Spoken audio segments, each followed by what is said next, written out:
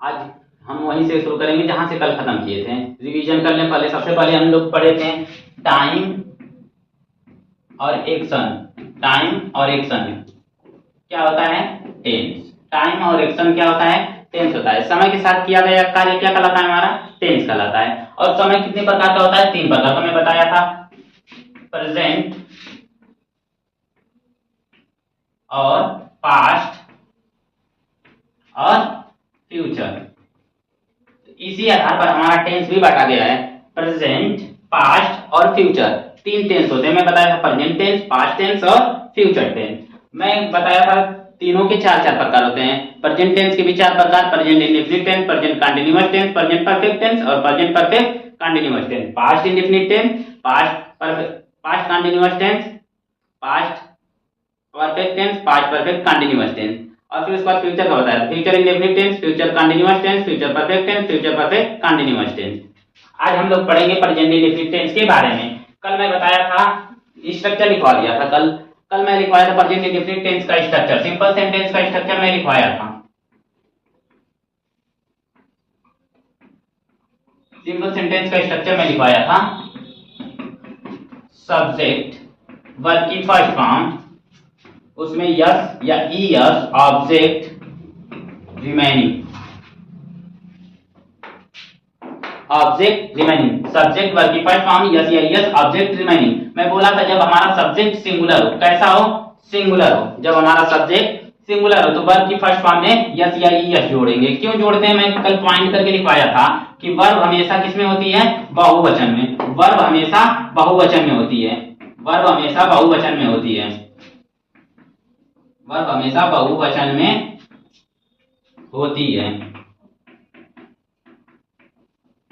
Verb हमेशा बहुवचन में होती है, इसीलिए हम वर्ब की फर्स्ट फॉर्म में यस या यस जोड़ते हैं। क्यों जोड़ते हैं? क्योंकि वर्ब को सिंगुलर बनाया जाता है। कैसे सिंगुलर बनाते हैं? वर्ब की फर्स्ट फॉर्म में, वर्ब की फर्स्ट फॉर्म में यस, वर्ब में यस या ईएस जोड़कर, यस या ईएस जोड़कर वर्ब को सिंगुलर बनाया जाता है। वर्ब को क्या करते हैं?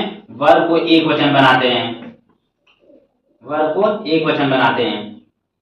इसीलिए जब हमारा सब्जेक्ट सिंगुलर हो तो वर्ब हमेशा बहुवचन में होती है, उसको एक वचन बनाएंगे। कैसे बनाएंगे? उसमें यस या यस जोड़ के। और मैं बताया था कब यस लगाते हैं, कब यस लगाते हैं। मैं बताया था जब वर्ब के अंत में यस, डबल यस, यस यच, सी यच तथा ओ आए। तथा क्या है? ओ आए तो हम क्या लगाते हैं? ईएस। और बाकी के साथ, और बाकी जो बचे उसके साथ हम क्या लगाते हैं? यस लगाते हैं। बाकी के साथ क्या लगाते हैं? यस लगाते हैं। इसके बाद हम लोगों ने स्ट्रक्चर, सब्जेक्ट प्लूरल का स्ट्रक्चर हमने लिखा था। सब्जेक्ट, वर्ब की फर्स्ट फॉर्म, ऑब्जेक्ट, रिमेनिंग। ये होता है प्लूरल का स्ट्रक्चर, सिंपल सेंटेंस के प्लूरल का स्ट्रक्चर। इसमें क्या होता है? वर्ब की फर्स्ट फॉर्म में यस या यस नहीं जोड़ते हैं। ऐसा क्यों होता है? क्योंकि सब्जेक्ट हमारा प्लूरल होता है। जब सब्जेक्ट प्लूरल होता है तो वर्ब भी प्लूरल होती है, दोनों सेम होता है। इसीलिए हम इसमें यस या यस नहीं जोड़ते हैं। आज हम लोग करेंगे इसकी इंग्लिश बनाएंगे। मैं एक एग्जांपल कराया था कल, आज हम लोग इसकी इंग्लिश बनाएंगे।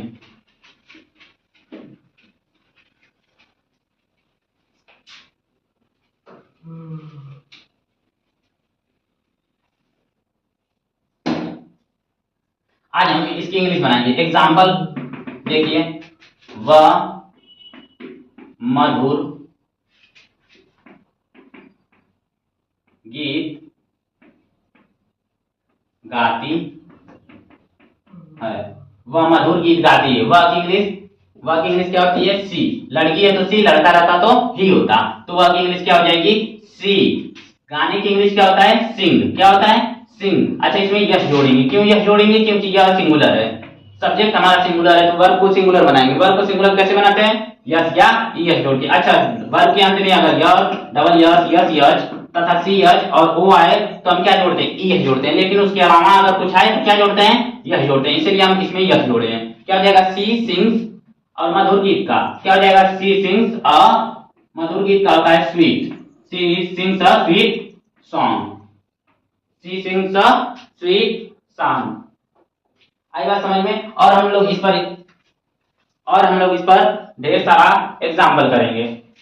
देखिए अच्छा, सबसे पहले हम समझ लें सिंगुलर और प्लूरल। सिंगुलर जो अकेला हो, सिंगुलर क्या होता है? जो अकेला हो, जो सिंगल हो, जो सिंगल हो, अकेला हो, उसे हम क्या कहते हैं? जो उसे हम क्या कहते हैं? सिंगुलर। जो अकेला हो, जो अकेला हो उसे हम क्या कहते हैं? सिंगुलर। और जो एक से अधिक हो उसे हम क्या कहते हैं? प्लूरल। क्या कहेंगे? प्लूरल। उसे हम कहते हैं प्लूरल। जो एक से अधिक हो, more than one, more than one, एक से अधिक, एक से अधिक, अधिक। इसको क्या कह सकते हैं हम? दो या दो से अधिक, दो या दो से अधिक, उसे हम क्या कहेंगे? प्लूरल। जैसे मैं बोल दूं राम, अगर किसी का नाम है तो यह क्या होगा? सिंगुलर होगा। सिंगुलर होगा कि नहीं होगा? अगर मैं बोल दूं राम एंड श्याम, क्या होगा? राम एंड श्याम। अब दो लोग हो गए तो यह क्या हो जाएगा? प्लूरल हो जाएगा। राम एंड श्याम मिलके दो लोग हो गए तो यह क्या होगा? प्लूरल हो जाएगा। आई बात समझ में? ऐसे ही हम लोग जानेंगे सिंगुलर और प्लूरल। जैसे मैं लिखवा दे रहा हूं किसके साथ यस लगाएंगे, किसके साथ यस लगाएंगे। मैं लिखवा दे रहा हूं कि किसके साथ यस लगेगा, किसके साथ यस लगेगा, और क्यों कौन सिंगुलर होगा कौन प्लूरल। देखिए सिंगुलर, ऐसे सिंगुलर हेडिंग डाल लीजिए आप लोग, सिंगुलर। सिंगुलर इसमें क्या हो जाएगा? आपका ही आएगा, सी आएगा, इट आएगा, नेम आएगा, सिंगल नेम रहेगा इसमें। सिंगल नेम पहले बता दो, ही सी इट नेम, और सिंगुलर नाउन। सिंगुलर नाउन जो भी प्रोनाउन सिंगुलर, सिंगुलर ईटीसी, इन सभी के साथ क्या हम लगाएंगे? यस या ईएस। वर्ब की फर्स्ट फॉर्म में यस या ईएस जोड़ेंगे, वर्ब की फर्स्ट फॉर्म में यस या ईएस जोड़ेंगे।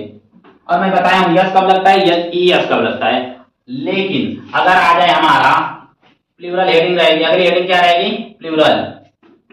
अगर आ जाए आई आ जाए, वी आ जाए, आई आ जाए, वी आ जाए, यू आ जाए, दे आ जाए, या एक से अधिक नाम, मोर देन वन, क्या हो जाएगा? तो हम क्या लगाएंगे?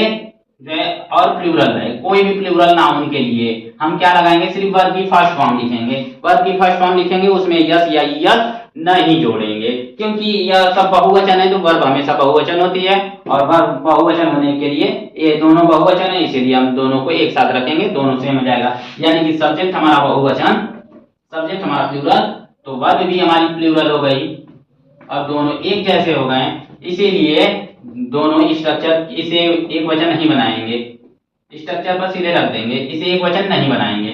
आई बात समझ में? आगे देखिए। अच्छा, प्रेजेंट इंडेफिनिट टेंस की एक और पहचान होती है जो सार्वभौमिक सत्य हो, जिसे कहते हैं universal, universal truth.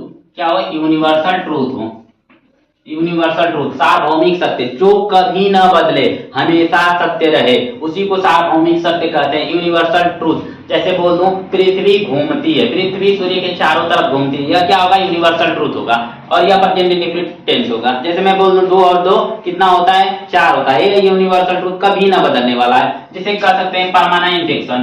Permanent action, permanent action, यह ऐसा कार्य है जो हमेशा होगा, हमेशा चलते रहेगा, कभी रुकने वाला नहीं है। इसीलिए जो परमानेंट घटनाएं होती हैं उसको भी हम क्या कहते हैं? प्रेजेंट इंडेफिनिट टेंस में होता है। और एक point, often, often, never, often, never, always, always, etc, ये सब जितने भी हैं ज्यादातर प्रेजेंट इंडेफिनिट टेंस में यूज होता है, और इंडेफिनिट टेंस में, पास्ट इंडेफिनिट टेंस में, इंडेफिनिट टेंस में इनका यूज करते हैं। Often, never, always. ऑफेन मतलब अक्सर, ऑफेन मतलब अक्सर, नेवर मतलब कभी नहीं, नेवर मतलब कभी नहीं, ऑलवेज मतलब हमेशा,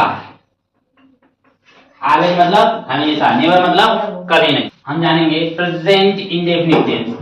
मैं बताया हूं यूनिवर्सल ट्रूथ,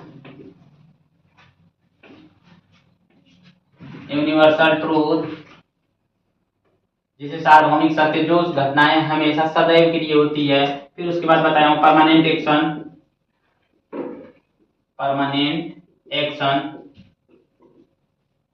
फिर उसके बाद मैं बताया हूं जिसमें ऑफेन आए, जिस सेंटेंस में ऑफेन आए, फिर उसके बाद क्या, नेवर, फिर हमारा ऑलवेज। ये 3 पॉइंट नोट कर लीजिए। ऑफन मतलब क्या होता है, अक्सर। नेवर मतलब कभी नहीं। ऑलवेज मतलब हमेशा। नोट कर लीजिए तीनों पॉइंट। अब हम सेंटेंस, आगे इसके सेंटेंस करेंगे, हिंदी से इंग्लिश में ट्रांसलेट करना सीखेंगे। आइए आगे हम सेंटेंस करेंगे। लड़का घर जाता है, लड़के की इंग्लिश बॉय, क्या हो जाएगा, द बॉय। घर जाने की इंग्लिश, जाने की इंग्लिश होती है गो, इसमें ईएस जोड़ेंगे क्योंकि लड़का एक वचन है तो बॉय, ये सब्जेक्ट हमारा एक वचन, तो वर्ब को एक वचन कैसे बनाएंगे, ईएस जोड़ के, द बॉय गोज। अब जाने आने के लिए हमें हमेशा लगाते हैं to, the boy goes to home, the boy goes to home या हाउस। अच्छा, होम के साथ टू नहीं लगाते हैं, टू छिपा रहता है होम में, हाउस के साथ टू लगाएंगे। The boy goes to house, वह खाना बनाती है, क्या हो जाएगा, वह की इंग्लिश सी।